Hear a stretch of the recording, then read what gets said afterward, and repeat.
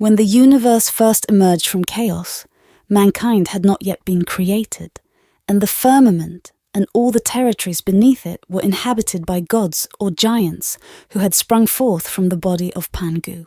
If you want to see how the world was created by Pangu, the primordial giant in Chinese mythology, I will put the link for the video in the description below, and you can check it after you watch this video, or you can go and check it now, and I will wait for you to return here to see how Nu-Wa, the powerful goddess of Chinese mythology, peopled the earth.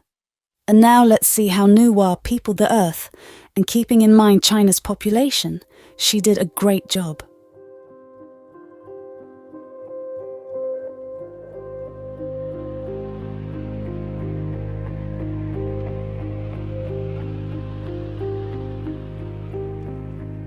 Nu-Wa appeared on Earth in the company of her chosen heavenly companion, whose name was Fu-Shi.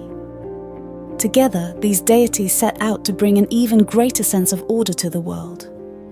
Of all the other gods residing in the heavens, Nu-Wa was the strangest and most unusual in appearance, for the upper half of her body was shaped like a human being, while the lower part took the form of a snake. Nu-Wa also possessed the unique ability to change her shape up to 70 times a day, which could be very useful to spy on Fu-Shi and check his loyalty. And as far as we know, she frequently appeared on Earth in several different guises for various reasons. Although Nu-Wa took great pleasure in the wondrous beauty of the newborn world she occupied, deep within she felt it to be a little too silent, and she yearned to create something that would fill the empty stillness. One day shortly afterwards, as she walked along the banks of the Great Yellow River, she began to imagine spending time in the company of other beings, not unlike herself, animated creatures who might talk and laugh with her, and with whom she could share her thoughts and feelings.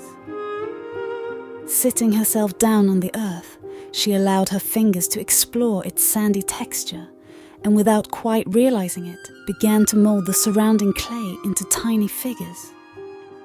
But instead of giving them the lower bodies of reptiles, the goddess furnished her creatures with little legs so they would stand upright.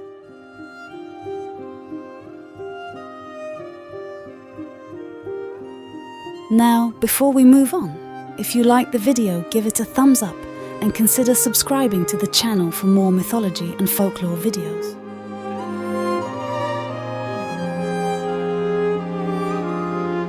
Pleased with the result, she placed the first of them beside her on the earth, and was most surprised and overjoyed to see it suddenly come to life, dancing around her and laughing excitedly. She placed another beside it, and again the same thing happened. Nu-Wa was delighted with herself, and with her own bare hands, she continued to make more and more of her little people as she rested by the riverbank. But as the day wore on, the goddess grew tired, and it was then that she decided to make use of her supernatural powers to complete the task she had begun. So breaking off a length of wood from a nearby mulberry tree, she dredged it through the water until it was coated in mud. Then she shook the branch furiously until several hundred drops of mud landed on the ground, and as each drop landed, it was instantly transformed into a human being. Then Nu-Wa pronounced that the beings she had shaped with her own hands should live to become the rich and fortunate people of the world, while those created out of the drops of mud should lead ordinary and humble lives. I am one of those created by the drops of mud, if you are wondering. What about you? Let us know in the comments. And now back to our story.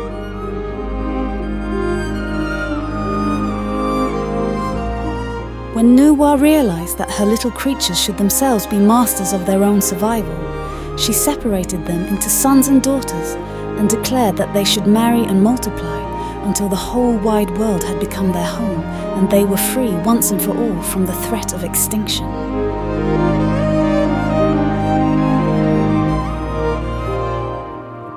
That was our story. Thanks for watching, and I hope to see you in the next videos.